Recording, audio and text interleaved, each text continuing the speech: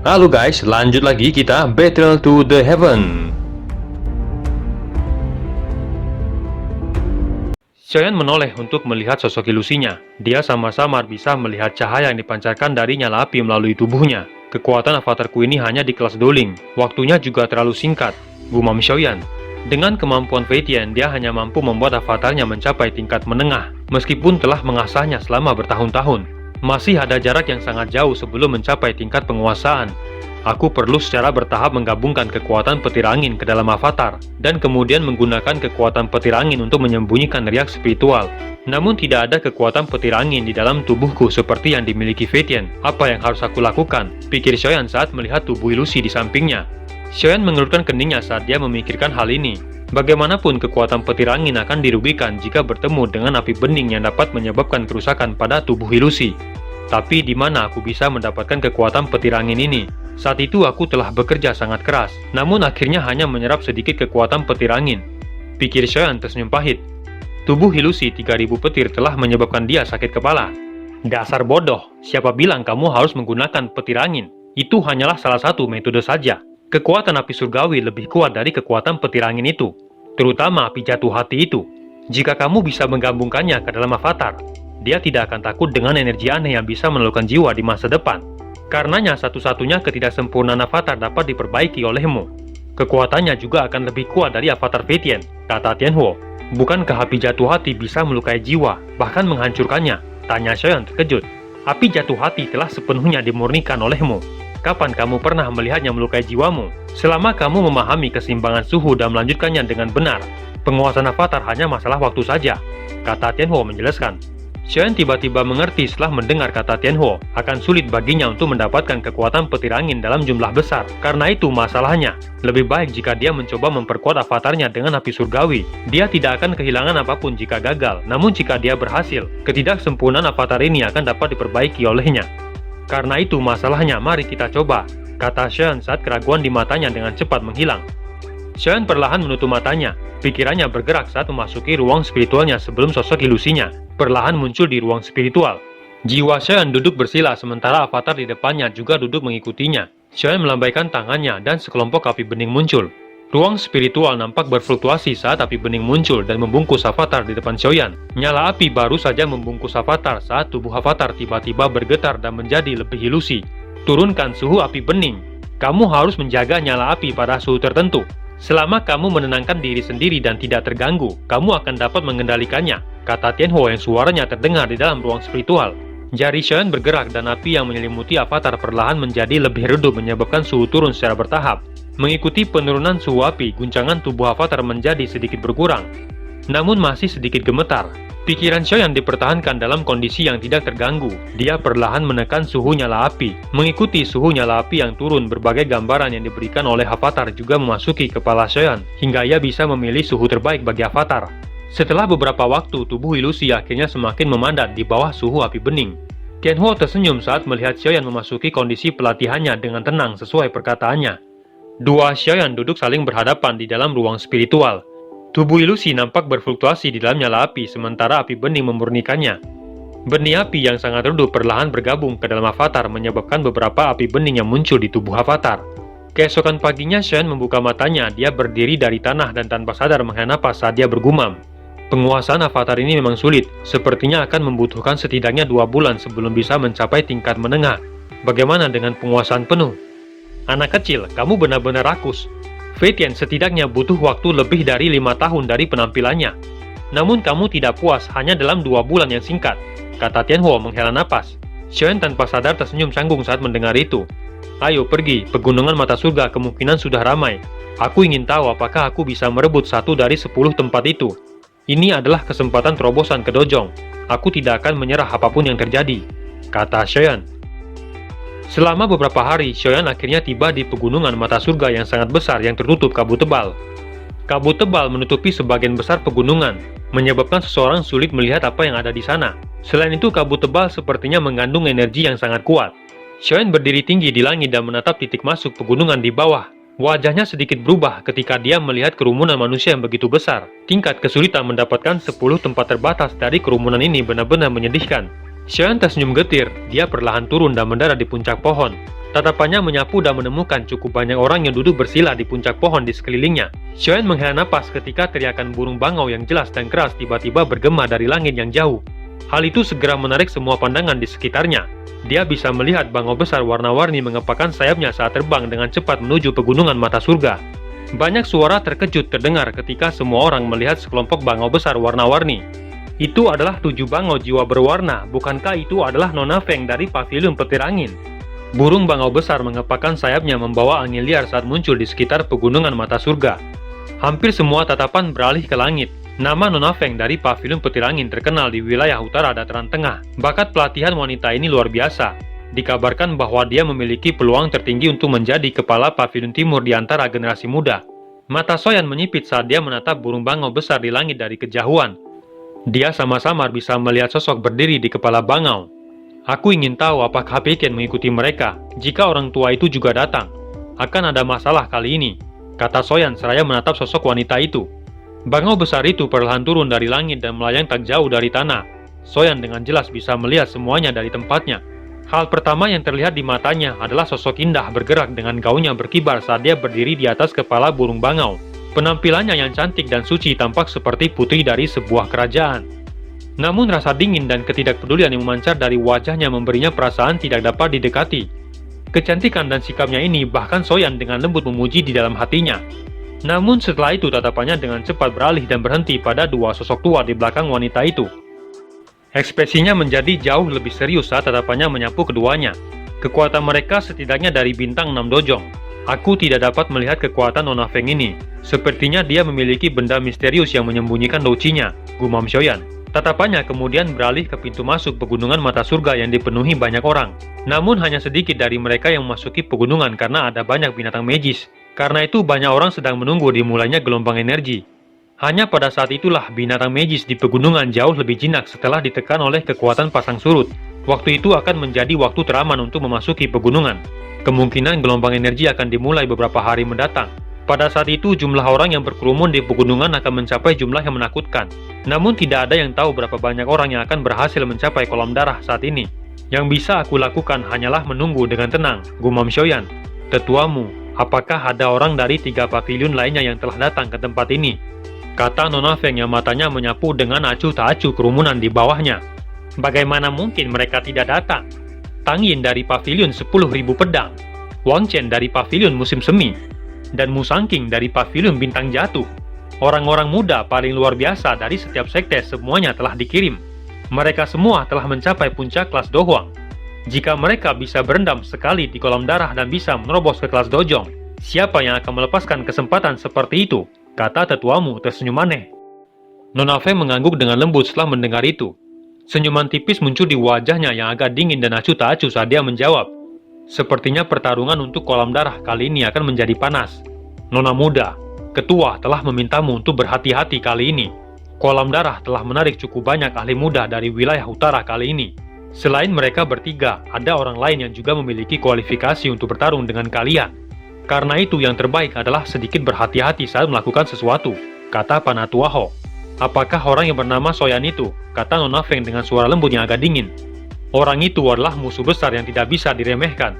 Kami telah bertemu dengan Peitian dan Xiaoyan ini benar-benar lepas dari tangannya. Nona muda tentunya juga tahu tentang kekuatan Peitian. Karena itu Nona juga pasti tahu betapa sulitnya melepaskan diri dari tangan Peitian. Perihal Xiaoyan telah tersebar di seluruh pavilion petir angin baru-baru ini. Nona muda seharusnya juga mendengar tentang dia, kata Panatua Ho. Saya tentu pernah mendengar tentang dia. Bagaimana mungkin seorang yang bisa menghancurkan formasi penjara petir dari 3 tetua menjadi orang yang tidak dikenal? Namun aku bertanya-tanya apakah dia mencapai ini hanya dengan mengandalkan kekuatannya, kata Nona Feng saat dia berbicara dengan lembut. Orang tua, mengapa kamu mengucapkan kata-kata yang merendahkan diri sendiri dan memuji orang lain? Kekuatan anak kecil itu disebabkan oleh tubuh spiritual yang kuat itu. Namun kekuatan itu akan benar-benar lenyap di dalam pegunungan mata surga. Dikabarkan jika orang yang terlalu kuat akan masuk, orang itu pasti akan membangkitkan gelombang energi di pegunungan ini. Pada saat itu dia hanya akan mencari kesulitan. Bahkan Peitian enggan menggunakan kekuatannya di sini.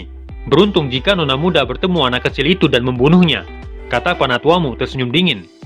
Panatua Ho tanpa sadar mengulurkan keningnya ketika dia mendengar itu dan baru saja akan berbicara ketika Nona Feng melambaikan tangannya saat dia dengan lembut berbicara. Panatuaho, yakinlah, aku tahu batasanku dan akan melakukan yang terbaik untuk berhati-hati. Aku hanya mengingatkan. Apalagi tidak pasti apakah Soyeon akan datang. Meskipun bocah itu lolos dari kepala pavilion utara, sepertinya dia masih akan merasakan ketakutan di dalam hatinya, kata Panatuaho tersenyum. Nona Feng sedikit tersenyum mendengar itu, namun senyumnya mengungkapkan rasa dingin yang sulit disembunyikan. Matanya menyapu area di bawah sebelum perlahan menutup matanya. Hal yang perlu dia lakukan sekarang adalah menunggu dimulainya gelombang energi. Setelah itu dia akan menggunakan kecepatan tercepat untuk tiba di kolam darah Gunung Surga. Karena 3 pavilion lainnya juga telah mengirimkan ketiga orang itu, pertarungan kali ini akan cukup menarik. Selain itu, orang yang disebut Soyeon, yang telah disebutkan sebelumnya ditempatkan di belakang pikirannya. Meskipun Soyeon telah menimbulkan badai keributan dengan membunuh Chen Yun dan dengan paksa menghancurkan formasi penjara petir, namun hal itu dikarenakan tubuh spiritual yang kuat itu. Selama hampir 3 hari, energi di sekitar pegunungan mata surga tiba-tiba menjadi bergolak. Apakah akan segera dimulai? Gumam Soyeon membuka matanya. Pegunungan besar yang tertutup kabut tampak seperti hidup ketika banyak suara gemuruh yang dalam dipancarkan dari langit pegunungan. Di saat bersamaan, suara ledakan keras yang membawa energi besar bergolak dengan cepat di dalam kabut tebal. Gelombang pasar energi ini mengejutkan beberapa orang di langit dan memaksa mereka untuk segera turun. Jika mereka tersapu oleh gelombang energi yang menakutkan, bahkan seorang dojong kemungkinan akan terluka parah. Soyeon juga bahkan terkejut ketika melihat itu. Dia dengan jelas merasakan energi warna-warni di langit yang telah mencapai tingkat yang sangat menakutkan. Dia menatap kerumunan manusia di pintu masuk sebelum tersenyum. Sepertinya kompetisi ini akan cukup menarik. Selain itu, dia juga ingin mencoba kekuatan generasi muda di dataran tengah ini. Suara langkah kaki yang kacau dan teriakan keras tiba-tiba terdengar sementara Soyeon berpikir. Dia melihat kerumunan besar yang mulai bergerak dengan liar ke pegunungan. Teriakan yang jelas dari burung bangau terdengar saat dia mengepakkan sayapnya yang besar dan terbang ke bawah, membawa angin liar di sepanjang jalan yang menyebabkan kerumunan di bawah terbentang. Hanya mereka yang kuat yang mampu menjaga tubuh mereka cukup stabil untuk bergegas ke pintu masuk pegunungan. Panatua berdua, kalian harus menunggu di luar pegunungan, serahkan sisanya padaku, kata Nona Feng seraya melirik kerumunan besar di bawah. Kedua tetua menganggukkan kepala ketika mereka mendengar itu. Nona Feng tersenyum lembut saat melihat ini. Pertarungan untuk kolam darah adalah peristiwa besar yang terjadi setiap 3 tahun sekali. Mampu menonjol di tempat ini di antara para generasi muda adalah bukti dari kemampuan dan bakat seseorang. Nona Feng menekan kakinya dengan lembut di kepala bangau. Dengan putaran pinggangnya yang halus, dia berubah menjadi cahaya warna-warni yang melesat ke depan. Dalam beberapa kilatan, dia muncul di depan arus manusia. Rambutnya yang hitam panjang menari tertiup angin di belakangnya.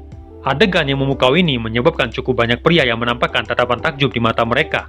Nona Feng tidak menoleh untuk melihat lautan manusia di belakangnya.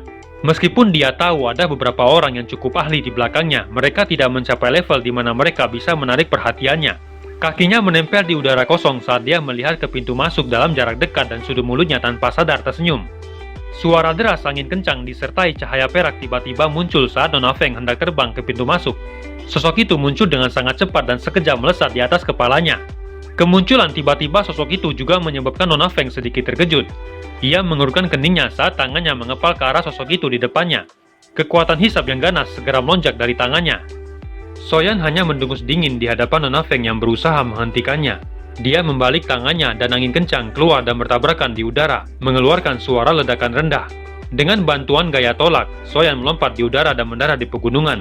Ekspresi Nona Feng cukup jelek setelah melihat sosok tak dikenal benar-benar masuk di hadapannya. Dia mendengus di hadapan kebisingan di belakangnya. Tubuhnya bergerak dan berubah menjadi cahaya yang dengan cepat memasuki pegunungan. Wanita itu memang tidak biasa. Dia memang memiliki beberapa kemampuan, kata Soyeon seraya melirik ke belakangnya setelah mendarat di tanah dan tersenyum di dalam hatinya. Dia mengarahkan pandangannya ke sekeliling dan tanpa sadar mengerutkan keningnya. Kabut energi terlalu tebal, selain itu pegunungan mata surga ini sangat luas. Akan sulit untuk mencapai kolam darah. Nona Feng dengan cantik mendarat di pegunungan sementara Soyeon mengerutkan keningnya. Matanya menyapu sekelilingnya dan langsung berhenti di belakang Soyeon yang tidak jauh di depannya. Soyeon tidak menoleh meski merasakan sesuatu di belakangnya. Tubuhnya bergerak dan dengan cepat melangkah ke pegunungan. Berhenti, kata Nona Feng segera berteriak dengan dingin saat melihat Soyeon melangkah. Namun Soyeon tampaknya tidak mendengar teriakannya dan langkah kakinya malah menjadi lebih cepat. Suara angin deras tiba-tiba muncul di belakangnya sementara Soyeon meningkatkan langkahnya. Ekspresinya menjadi sedikit dingin saat langkah kakinya bergeser. Ketika kain satin warna-warni melesat melewati kepalanya sebelum menembus pohon besar di depannya. Meskipun kain warna-warna itu tampaknya hanya sebuah kain, namun memiliki kilau logam. Jelas itu bukan barang biasa. Kejutan juga melintas di mata Nona Feng ketika dia melihat Soyan dengan aneh menghindari serangannya. Tangannya bergerak dan kain satin warna-warni muncul dari lengan bajunya yang tampak seperti ular berbisa, yang melingkar di udara dan mengitari Soyan. Kemarahan juga meningkat di hati Soyan di hadapan gangguan berulang dari Nona Feng. Dia tiba-tiba berbalik dan mengulurkan tangannya memegang kain. Di saat yang sama, nyala api hijau pekat muncul di telapak tangannya sebelum mengubah kain menjadi jejak api yang melesat kembali ke arah Nona Feng. Wajah Nona Feng menjadi dingin ketika dia melihat jejak api yang kembali padanya. Duci hijau petir yang kuat segera ditembakkan di sepanjang kain sebelum bertabrakan keras dengan jejak api. Ledakan rendah dan dalam meletus di pegunungan saat kedua energi beradu hingga menyebarkan sebagian besar kabut tebal di sekitarnya, dan lubangnya agak dalam muncul di tanah. Saat ini cukup banyak orang telah memasuki pegunungan. Mereka buru-buru bergegas ketika mendengar aktivitas di tempat itu. Mereka semua terkejut ketika melihat bahwa orang yang bertarung adalah Nona Feng yang terkenal. Tatapan mereka dengan cepat tertuju pada pemuda yang tanpa asing di hadapan mereka. Seorang yang bisa bertukar pukulan dengan Nona Feng jelas bukan orang biasa. Sebuah doci terbentuk dari penggabungan petir angin. Nona Feng dari pavilion petir angin memang memenuhi reputasinya. Kata Soyan menatap tajam ke arah Nona Feng saat dia perlahan berbicara. Pada saat yang sama, kain warna-warni tidak menunjukkan tanda-tanda hancur meskipun telah mengalami serangan yang kejam. Dengan mampu menghancurkan formasi penjara petir dan berhasil melarikan diri dari tangan kepala pavilion utara, Anda juga memenuhi reputasi Anda. Apakah kamu setuju, Soyan? Wajah orang-orang di sekitarnya tiba-tiba memucat saat kata-kata itu diucapkan. Soyan, dia adalah Soyan yang membunuh Chen Yun. Banyak tatapan tertegun melihat pria muda di kejauhan di dalam hutan yang diliputi oleh kabut. Nama Soyan telah menyebar dengan liar selama ini. Jarang seorang dari generasi muda bisa memaksa seorang ahli seperti Fetian untuk bertindak secara pribadi. Anda bisa berjalan di jalur Anda sendiri dan saya akan mengambil rute saya sendiri. Jika kamu tidak menggangguku, aku juga tidak akan menyerangmu. Kata Soyan menatap Nona Feng seraya berbicara perlahan. Kata yang arogan, aku juga tidak akan menyerangmu sekarang. Aku akan menunggumu di kolam darah.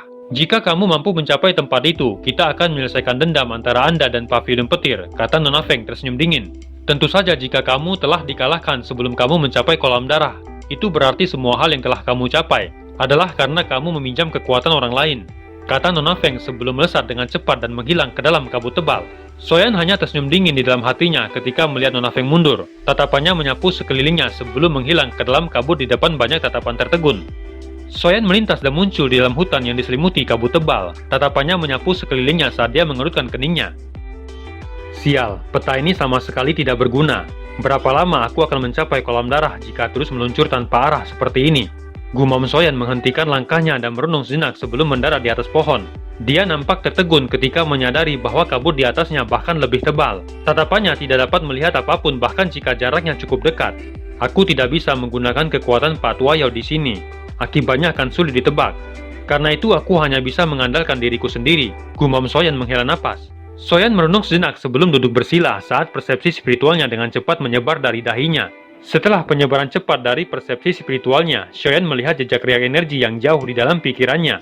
Matanya yang tertutup rapat tiba-tiba membuka beberapa waktu kemudian. Tatapannya tiba-tiba beralih ke utara. Tubuhnya segera berubah menjadi bayangan hitam yang menembus kabut tebal. Soyan menemukan cukup banyak orang yang menghadapi binatang magis di sepanjang jalan. Namun dia tidak berhenti dan terus meluncur. Dengan bantuan persepsi spiritualnya, dia bisa merasakan apakah ada binatang magis yang tersembunyi di dalam kabut tebal. Karena itu dia dapat melesat dengan kecepatan yang menakutkan. Soyan melesat dengan lincah di pohon saat matanya dengan hati-hati menyapu sekelilingnya. Tatapannya mengarah ke tempat yang tidak jauh di depannya. Dan tertegun melihat seorang manusia dan binatang magis bertarung di tempat itu. Bukankah itu binatang magis peringkat 6? Gumam Soyan sedikit terkejut ketika dia melihat binatang magis besar itu. Siapapun yang bisa mencapai tempat ini pasti bukan orang biasa, tak terkecuali orang di depannya. Sosok itu terlihat sangat muda. Wajahnya terlihat dingin dan dia membawa pedang biru besar di punggungnya. Wajahnya bergerak sedikit saat Soyan tiba di tempat itu. Tangannya perlahan meraih gagang pedang di punggungnya dan langkah kakinya dengan lembut bergeser sebelum bergegas ke depan. Melihat tindakan pria itu, binatang magis peringkat 6 mengeluarkan raungan sebelum dengan ganas menerkam ke arahnya. Pria dan binatang itu saling bersilangan dengan cepat saat cahaya pedang dipancarkan dengan cepat. Nampak binatang magis besar itu telah roboh di tanah. Gerakan pedang yang sangat cepat, orang ini cukup kuat. Pikir Soyan sedikit menyipitkan matanya. Apa kamu sudah cukup melihat? kata pria itu perlahan mengangkat kepalanya dan melihat Xiaoyan yang nampak tertegun.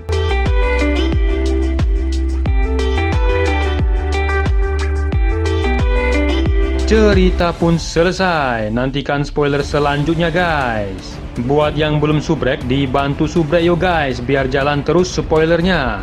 Buat yang udah subrek, mudahan dilancarkan rezekinya. See you and ciao.